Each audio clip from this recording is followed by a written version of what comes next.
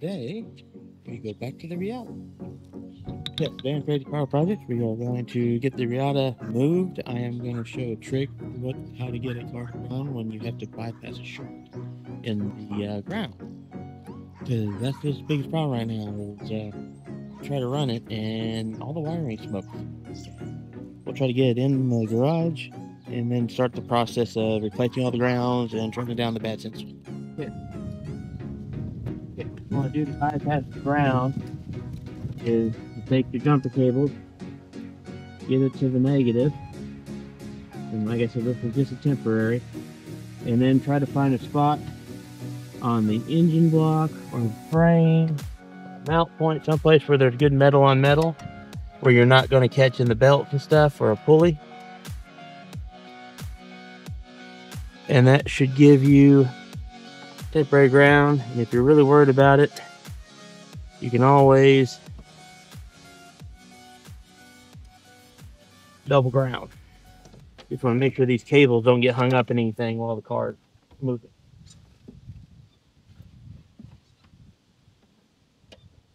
So this is for like if your battery cable is overheating or something? This is if your negative cable is smoking or it's not making enough contact to complete circuit.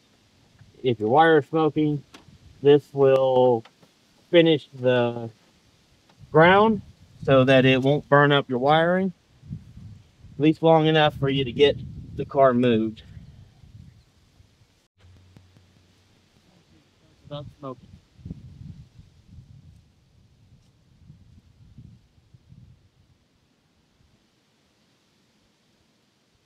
Not recognizing there's even a battery.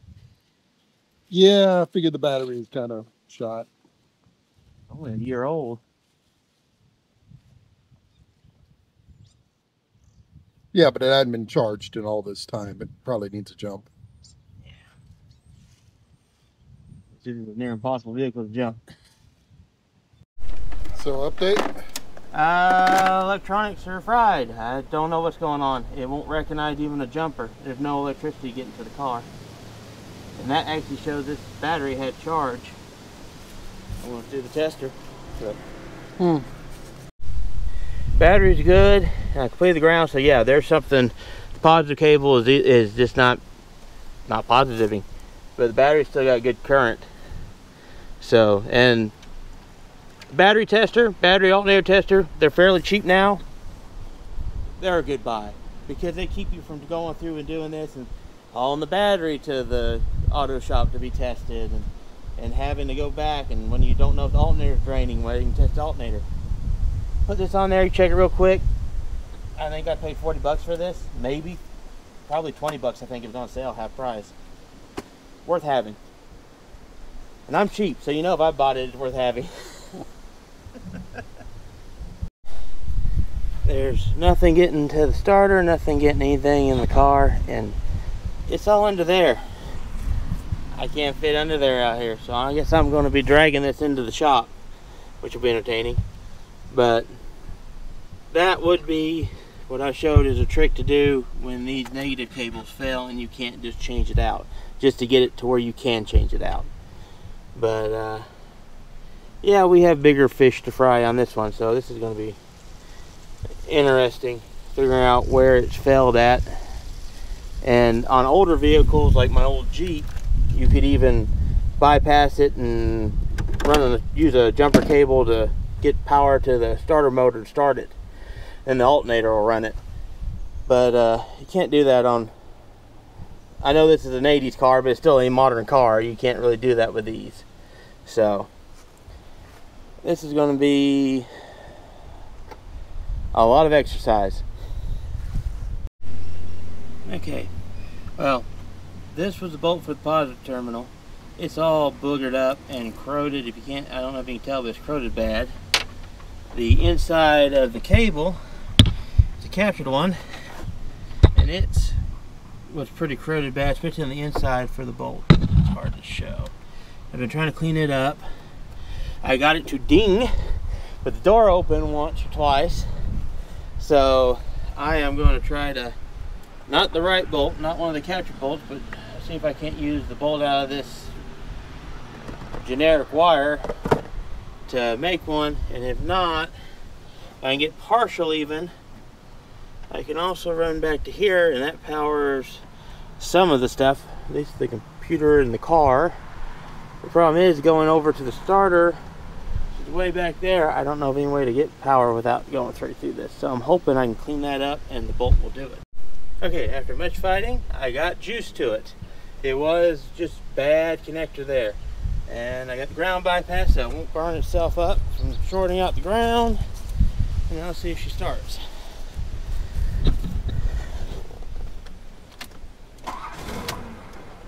She starts, but she didn't run very long, but she did start. It'd be better if I actually fit in this car.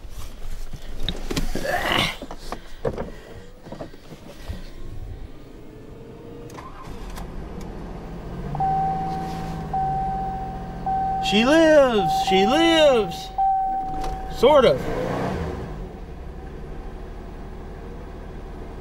I think I have a bunch of check warnings over there, but it's spinning so fast there's no way to read it.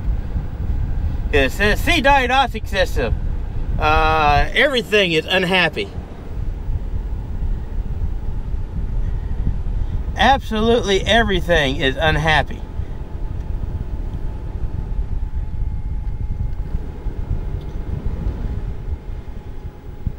But she is running.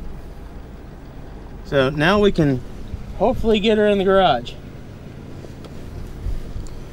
If I can get back out of the car, because I gotta move stuff.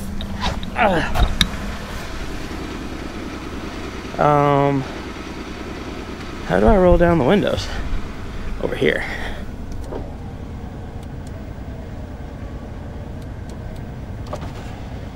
And on old cars, I make it a point to leave the window up just a little bit so I can pull the glass if it gets stuck. But there we go. I've got it running so I can move it. I'll get it moved. We will ignore the oil that's burning off of it. And I'll get under it, start trying to figure out what's all gone. Oh, technically that's with the short bypass. You see the wire is on smoking or sparking, so that's working. The car's just very unhappy right now. And that's the whole goal, is to get it happy again. So that's going to be it for this episode. So next episode, well, with this one, it'll be me trying to track down all the electrical gremlins and other gremlins. So this is going to be the long winter project before I start on the clutch on that thing. So that's it for this one. Like, share, subscribe, and have a good one. And it's in the garage with almost no brakes. No brakes to mention everything complaining. But it moved and rolled and got in here. So, woo! Victory for the day. And the best thing about it is I think I've got now where we could hook the battery back up and get it out of here. We've got to work on something else in between without any brakes. So, like, share, subscribe. Have a good one.